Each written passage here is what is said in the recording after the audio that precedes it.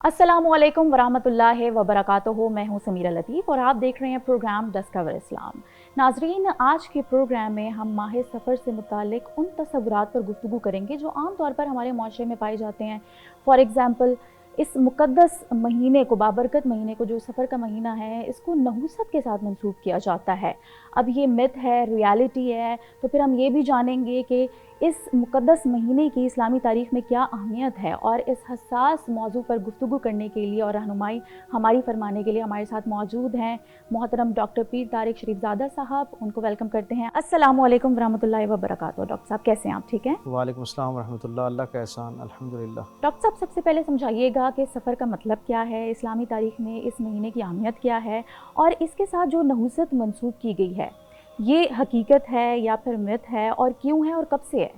बिस्मिल्लाह रब्बी मोहम्मद करीम अलैहिस्सलातु तस्लीम। सबसे पहले तो यादावरी का शुक्रिया। यकीनन हम सब जानते हैं कि कुरान हकीम में परवरदिगार आलम ने इंसानों को ये एक बात पहुंचाई कि इंसान अपने अंदाज़ में माह साल की तकसीम जिस तरीके से भी करना चाहे वो उसका इस्तेहकाक है, लेकिन अल्लाह की निगाह में महीनों की तादाद जो है वो 12 हैं और उनमें से 4 हुर्मत वाले महीने हैं।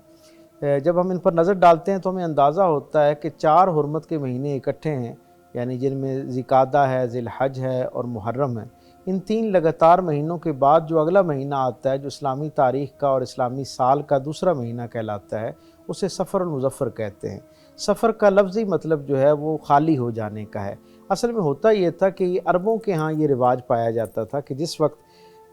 3 महीने हुर्मत के होते और इस दौरान उनके दरमियान लड़ाई नहीं होती, लोग ज़्यादातर अपने घरों में, अपने इलाकों तक महदूद रहते, अपनी हत्ता के जो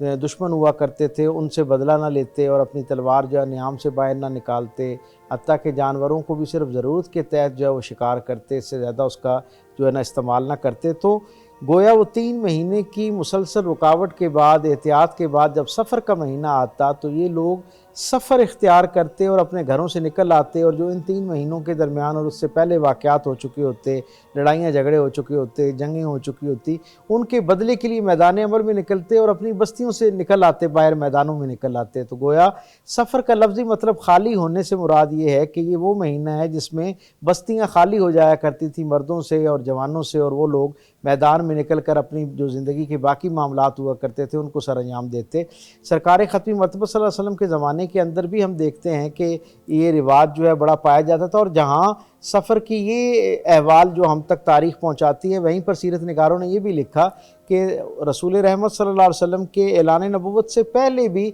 सफ़र के साथ कुछ नहुसतें और बेबरकती का तासुर जो वो पाया जाता था। अरबों के यहाँ भी ये मिथ पाई जाती थी कि ये नापसंदीदा महीनों में से महीना है, इसके अंदर जो है वो नहुसत का जो है वो नुज़ूल हुआ करता है, हत्ता कि जिन्नात और जो नापसंदीदा भूत और परीत और उनके जो तसव्वुरात उन्होंने कायम कर रखे थे वो मौजूद थे। ख़ास तौर पर बच्चों की हिफाजत के हवाले से वो बड़े फ़िक्रमंद रहते। उनकी ज़हन में ये ख्याल मौजूद था कि कहीं ना कहीं किसी न किसी अंदाज़ में इस महीने के अंदर वो आफ़ात और बलियात आसमान से उनका नुज़ूल होता है जो हमारे यानी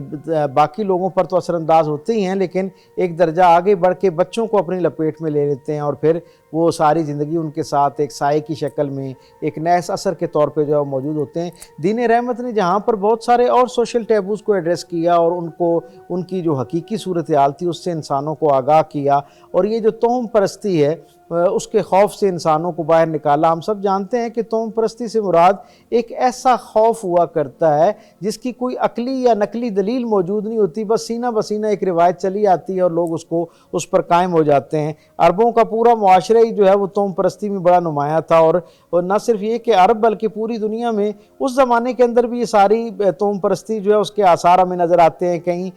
और उस ज़माने से लेके आज तक भी दुनिया के बहुत जदीद मुआशरों के अंदर भी हमें ये तोहम परस्ती नज़र आती है। कहीं हमें जो है ना बहुत जदीद मुआशरों के अंदर भी 13वीं मंजिल का तस्वुर जो है वो अनका होता हुआ नज़र आता है, उससे खाली नज़र आता है। यानी एक अजीम शान खूबसूरत बिल्डिंग जो है उसमें 13 के हिंसे को मनहूस समझते हुए उस 13वें फ्लोर का जो है वो तस्वुर कायम नहीं किया जाता। बिल्ली का रास्ता काट जाना और फिर ये जो कैंची का चलना और आपस में लड़ाई होना, ये कुछ जैसे हमारे सब कॉन्टिनेंट और हमारे इस खित्ते के साथ कुछ चीज़ें तोहम परस्ती के झैल में वाबस्ता है, इसी तरह हर इलाके की कुछ अपने अंदाज में भी तोहम परस्ती की कुछ ऐसी जो चीज़ें थी उनके मुआशरे और मुआशरत का हिस्सा थी। सरकार दो आलम सल्लल्लाहु अलैहि वसल्लम के लाए हुए निज़ाम हयात में जहाँ باقی خشک و تر کے لیے رہنمائی ہمیں عطا کی گئی۔ وہاں پر یہ جو توہم پرستی ہے اس کے حوالے سے بھی ہماری ایک طرح کی شرح صدر کیا گیا اور ہمیں کلیئرٹی عطا کی گئی کہ خود سرکار دو عالم نے بڑے اعلانیہ و شگاف الفاظ کے ساتھ یہ فرمایا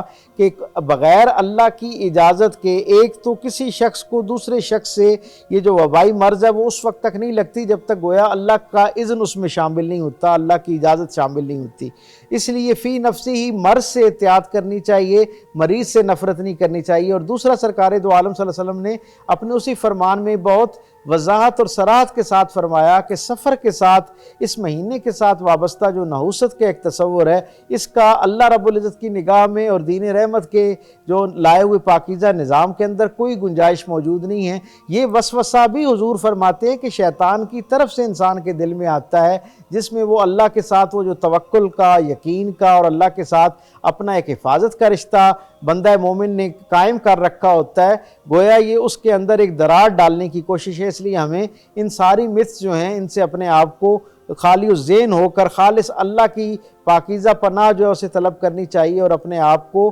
اللہ کے ساتھ ایک کامل یقین کے رشتے میں جوڑ کے رکھنا چاہیے، اس تصور کے ساتھ کہ سارا خیر جو ہے وہ اللہ کے ہاتھ میں ہے، سارا شر اللہ کے ہاتھ میں ہے، نہ اللہ کی اجازت کے بغیر کوئی خیر ہماری زندگی میں داخل ہو سکتا ہے اور نہ اللہ کی اذن کے بغیر کوئی مصیبت، پریشانی، تکلیف، معصیت جو ہے وہ ہماری زندگی کے اندر داخل ہو سکتی ہے۔ بالکل درست فرمایا ڈاکٹر صاحب۔ ہمارے معاشرے میں لوگ ماہ سفر میں سفر بھی نہیں کرتے، شادیاں بھی نہیں کرتے، ان کو لگتا ہے شادی کریں گے تو بربادی ہو جائے گی، کہیں شادی ٹوٹ نہ جائے، خدا نخواستہ اس میں کوئی مسئلہ نہ آ جائے، اور اپنا کوئی نیا کام بھی شروع نہیں کرتے، ان کو لگتا ہے اپشگن ہو جائے گا۔ اس حد تک لوگوں کے متس اس کے ساتھ کنیکٹڈ ہیں۔ جی ہاں، عمومی طور پر اس کو جو ہے کیونکہ برکت سے خالی مہینہ تصور کیا جاتا ہے، ایک تصور قائم کر لیا گیا ہے کہ شاید اس مہینے میں جو کام شروع کیے جاتے ہیں خواہ وہ اپنے اندر کتنی برکت والے کام کیوں نہ ہوں، لیکن اگر اس مہینے میں شروع کیے جائیں گے تو یا ان سے برکت حاصل نہیں ہوگی یا یہ ہے کہ وہ کام، وہ برکت زیادہ دیر تک آپ کی زندگی میں نہیں رہے گی۔ اسی لیے نکاح کا معاملہ جو اس کے اندر نہ جانے کیوں لوگ جو ہیں وہ خوف زدہ رہتے ہیں اور اس کے اندر نکاح نہیں کرتے، حالانکہ سرکار دو عالم صلی اللہ علیہ وسلم کا حضرت صفیہ کے ساتھ جو نکاح ہے وہ بھی تاریخ یہ بتاتی ہے کہ اسی مہینے کے اندر ہے، اور پھر اس مہینے کی کئی برکات اور اہم واقعات ہمیں یہ بتاتے ہیں کہ یہ کئی حوالوں سے اسلام کے لیے اور مسلمانوں کے لیے بڑا برکت والا مہینہ جو ہے وہ بھی قرار دیا جاتا ہے۔ مثلا فتح خیبر جو ہے وہ ایک عظیم الشان فتح ہے مسلمانوں کے لیے، اور اس کے بعد یہودیوں پر مسلمانوں کا جو ہے گویا وہ ایک باضابطہ طور پر ایک رعب قائم ہو گیا، اور اللہ تعالیٰ نے بہت سارے جو باقی قبائل تھے ان کے دلوں پر اس اسلام نے دستک دی، اور اس کامیابی، اس فتح کی برکت یہ تھی کہ دنیا کے 6 کے 6 آباد بر اعظموں میں اسلام کی روشنی جو پہنچنا شروع ہوئی۔ یہ جو غزوہ خیبر ہے تاریخ بتاتی ہے کہ یہ بھی سفر کے مہینے کے اندر جو ہے وہ موجود ہے۔ پھر پہلا غزوہ جو ہے جو سرکار دو عالم صلی اللہ علیہ وسلم کی زندگی کے اندر ہمیں نظر آتا ہے وہ بھی سفر کے مہینے کے اندر جو ہے اس کی نسبت پائی جاتی ہے۔ پھر جب آگے ہم جاتے ہیں تو ہم دیکھتے ہیں کہ بہت سارے عظیم الشان اصحاب رسول جو ہیں ان کی جو ایمان لانے کا جو مرحلہ ہے وہ بھی اس مہینے کے ساتھ وابستہ ہے، اور بہت ساری عظیم المرتبت ہستیاں جو ہیں ان کا وصال، ان کی پیدائش بھی جو ہے اس مہینے کے ساتھ وابستہ ہے۔ جناب عبد الرحمن بن عوف جیسی عظیم الشان ہستی جو ہے ان کا وصال اس مہینے کے ساتھ وابستہ ہے۔ پھر تاریخ ہمیں یہ بتاتی ہے کہ حضرت ثمامہ بن اسال رضی اللہ تعالیٰ عنہ جو ان کا وصال اس میں ہے، امام نبوی علیہ رحمہ کا وصال جو ہے اس مہینے کے ساتھ وابستہ ہے۔ پھر یہاں لاہور کی نسبت اور تعلق سے میں آپ سے عرض کروں کہ جہاں بہت سارے دیگر بزرگان دین جو ہیں ان کی پیدائش یا وصال، ان کے اعراس یعنی عرس جو ہیں ان کی نسبت اس مہینے کے ساتھ ہے،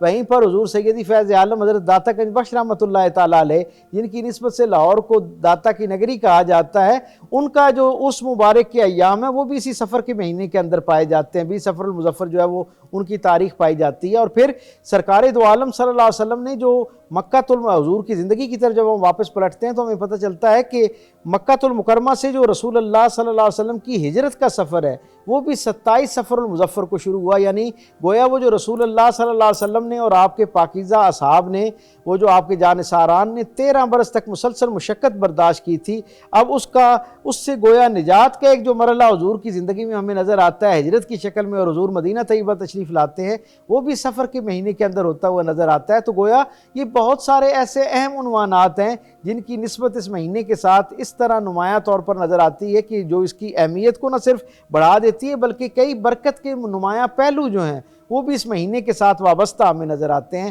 بس ایک بنیادی تصور جو قائم کرنے والا ہے کہ سارا خیر اللہ کا عطا کردہ ہے اور سارا شر جو ہے وہ بھی اللہ کے اذن کے ساتھ ہماری زندگیوں کا حصہ بنتا ہے۔ اللہ کے ساتھ اپنا تعلق مضبوط کر لیا جائے گا تو نہ کوئی شر، نہ کوئی مصیبت، نہ کوئی معصیت، نہ کوئی نحوست جو ہے وہ آپ کی زندگی کے معاملات اور معمولات پہ اثر انداز ہو سکے۔ ڈاکٹر صاحب، لاہور اسکول آف لاء سے ہمارے پاس اسٹوڈنٹس موجود ہیں، ان کی جانب چلتے ہیں، کچھ سوالات آپ سے پوچھنا چاہتے ہیں۔ پہلا سوال کون کرنا چاہے گا؟ بہت شکریہ سر مجھے موقع دینے کا۔ میرا نام کامران خان ہے، میں لاہور اسکول آف لاء کی طرف سے آج مجھے شرف ملا ہے آپ کے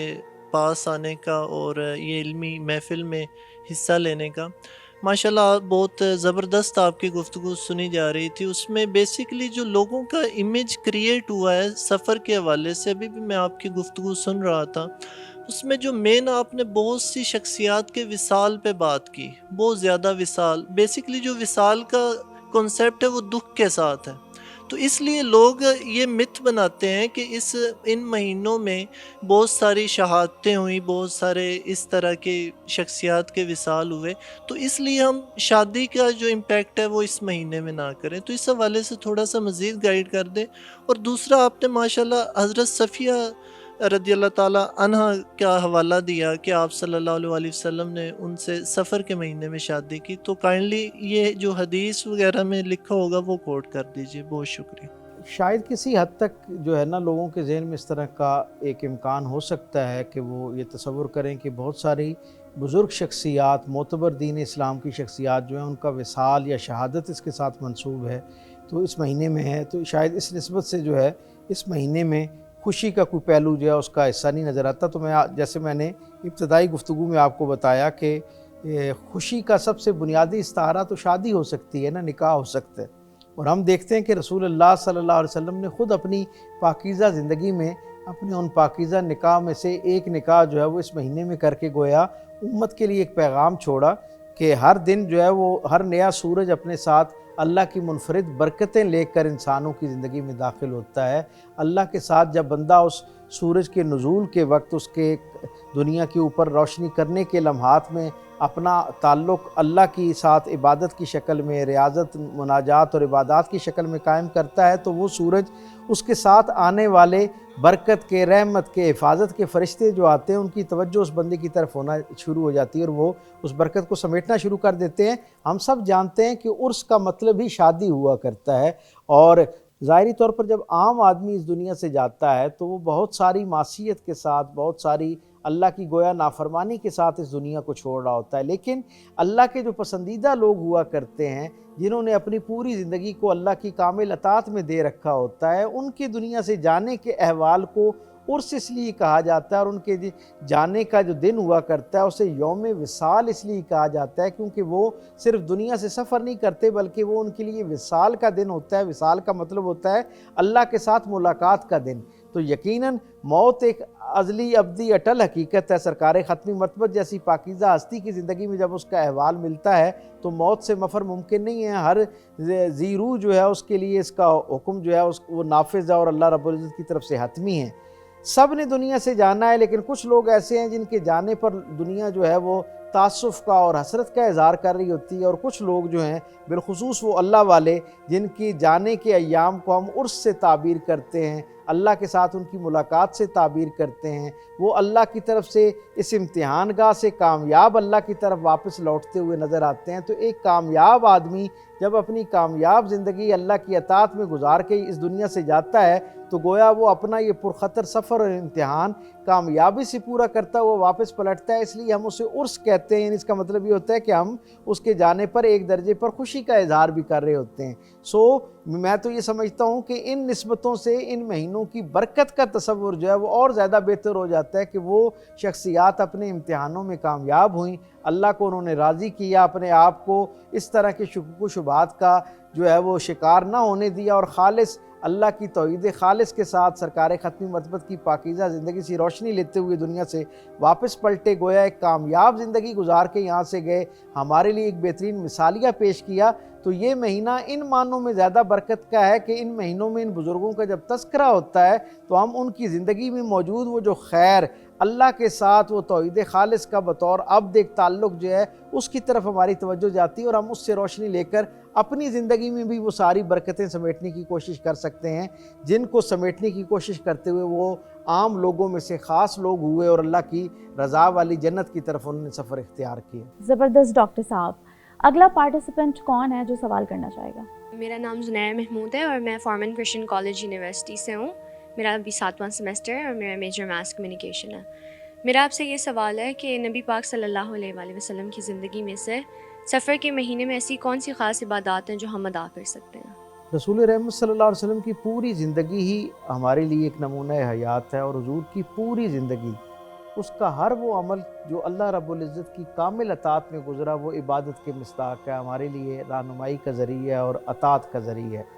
میں یہ سمجھتا ہوں کہ اس مہینے کی نسبت سے سرکار ختمی مرتبت صلی اللہ علیہ وسلم کے ہاں کوئی باضابطہ طور پر ایسی ہمیں ترغیب نہیں ملتی کہ جس میں حضور نے کوئی عبادت بیان کی ہو یا کوئی اوراد و وظائف ہمیں بیان کیے گئے ہوں، لیکن جیسا کہ یہ تصور ایک پایا جاتا ہے، میں یہ سمجھتا ہوں کہ اس مہینے کو گزارنے کا بہترین طریقہ یہ ہے کہ پروردگار عالم کی پاکیزہ پناہ طلب کی جائے، اور اس کے بہترین ذرائع استغفار کی شکل میں ہو سکتے ہیں۔ اللہ کی بارگاہ میں اپنی توبہ پیش کی جائے، اپنے آپ کو اللہ کے ساتھ جوڑنے کی کوشش کی جائے، گناہوں سے اللہ کی رضا کی طرف ہجرت کرنے کی کوشش کی جائے، پھر اللہ کو راضی کرنے کے ساتھ ساتھ وہ جو ایک بہت بہترین اور مضبوط میڈیم ہے اللہ کی خوشنودی، اللہ کی برکت کو اپنی طرف متوجہ کرنے کا، وہ اللہ کی مخلوق کے ساتھ حسن سلوک ہے۔ جو حرمت اور قربت کے رشتے ہیں، میں سمجھتا ہوں اس مہینے کا ایک بہترین حق یہ بھی ہو سکتا ہے، ایک بہترین مشق اور پیغام یہ بھی ہے کہ اللہ کو راضی کرنے کے لیے اور اللہ کی رحمت کو متوجہ کرنے کے لیے اللہ کی مخلوق کے ساتھ، اور مخلوق پہ بالخصوص وہ لوگ جو ہمارے ساتھ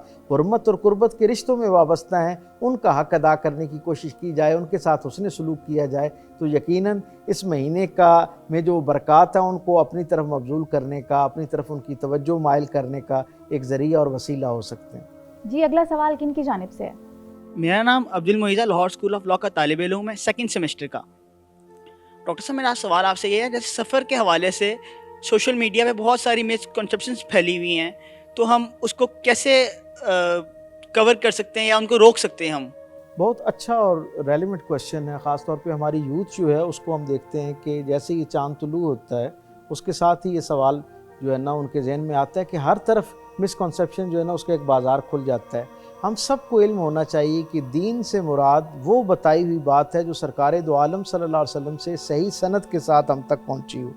یعنی دین یا قرآن حکیم کی تعلیمات کا نام ہے یا سرکار دو عالم صلی اللہ علیہ وسلم کے کیے ہوئے پاکیزہ عمل یا فرمان کا نام ہے۔ جب تک اس پاکیزہ عمل اور فرمان کی صحیح سند ہم تک نہ پہنچے، ہمارے نزدیک وہ ایک خیر کی بات ہو سکتی ہے، وہ ایک اچھی بات ہو سکتی ہے، لیکن وہ دین کا حصہ نہیں ہو سکتی۔ دین کا حصہ ہونے کے لیے رسول اللہ صلی اللہ علیہ وسلم تک اس کی سند جاننا جو ہے وہ ضروری ہے۔ ایسی وہ تمام باتیں جن کی کوئی اصل کتاب و سنت سے ہم تک نہیں پہنچتی ہے، وہ سوائے کچھ لوگوں کی ذہنی اختراع کے اور ان کے جو اپنے ایجنڈاز ہیں ان کی تکمیل کی خواہش کے علاوہ اور اس کی کوئی حقیقت نہیں ہے، ان پر زیادہ غور نہیں کرنا چاہیے۔ اور ہم اس میں کیا کنٹریبیوٹ کر سکتے ہیں، میں سمجھتا ہوں بہترین خدمت جو ہماری طرف سے اس میں ہو سکتی ہے وہ یہ ہے کہ کسی بھی بات کو جب تک آپ خود تصدیق نہ کر لیں اس وقت تک اس کو آگے پھیلانا بند کر دیں۔ بس سادہ سی بات ہے، جب ہر آدمی بغیر تصدیق کے کسی بات کو بغیر اطمینان حاصل کیے ذمہ داری کا احساس کرتے ہوئے یعنی اس کو آگے پھیلانے سے رکا رہے گا، جب تک اس وقت تک میں سمجھتا ہوں معاشرے کے اندر جو ہے یہ از خود یہ جو ایک سلسلہ شروع ہو چکا ہے غیر مصدقہ باتوں کو پھیلانے کا، یہ خود بخود رکنا شروع ہو جائے گا۔ جب ہم ان کو توجہ دینا شروع کرتے ہیں اور ثواب حاصل کرنے کے ایک آسان ذریعہ سمجھتے ہوئے ان کو آگے ری ٹویٹ کرنا شروع کر دیتے ہیں، ان کو آگے پہنچانا شروع کر دیتے ہیں، شیئر کرنا شروع کر دیتے ہیں، تو وہ جو گناہ اور وبال اس بدبخت نے جس نے اس کو شروع کیا ہے، جو ایک اللہ تعالیٰ کی ناراضی کو اس نے مول لیا، ہم بھی جانے انجانے میں اس کا حصہ بننا شروع ہو جاتے ہیں. اس لیے تصدیق کیے بغیر دین سے عام بات کو بھی آگے نہیں پہنچانا چاہیے، اور دین سے وابستہ بات کے لیے تو بہت زیادہ احتیاط کی جانی چاہیے. بے شک بے شک. بہت شکریہ ڈاکٹر صاحب، آپ نے اس حساس موضوع کے ہر پہلو کو بہترین طریقے سے بیان کیا اور ہم سب کی رہنمائی فرمائی. ناظرین، اسلام ہمیں اللہ تعالیٰ پر مکمل بھروسہ سکھاتا ہے، اور کسی بھی دن یا پھر مہینے کو نحوست کا ذریعہ سمجھنے کے بجائے اگر ہم اپنے ایمان اور کردار کی پختگی پر کام کریں تو ہماری دنیا اور آخرت دونوں سنور جائیں گے. اسی پیغام کے ساتھ مجھے دیجیے اجازت. اپنا ڈھیر سارا خیال رکھیے گا اور دیکھتے رہیے گا ڈسکور اسلام.